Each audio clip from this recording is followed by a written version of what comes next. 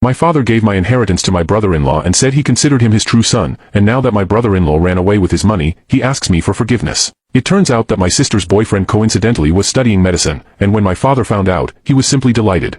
He started hanging out with the guy almost every weekend, inviting him on family trips, and so on.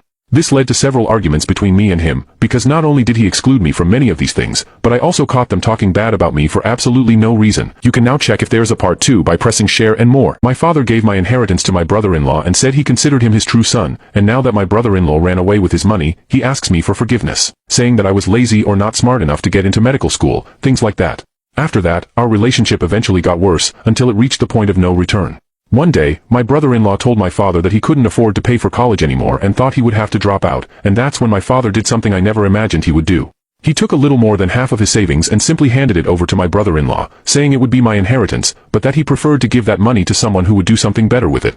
Of course, this sparked a huge argument, with many on my side, but many on my father's side too, as they shared the same belief that medicine was the only valid college major. After arguing for a long time, I just left and blocked all family members and my father on all social media. But my peace didn't last long, because a few weeks later, my sister begged me to go to my father's house.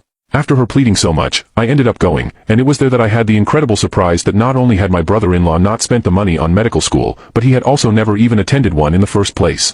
He took my father's money and ran away to his home country, and since my father had legally given him the money, there was nothing my father could do about it. My father cried, begged for forgiveness, said he didn't know what he was thinking, etc.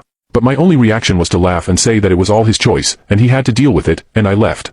He's trying to call me from other numbers now, but I'm blocking all of them.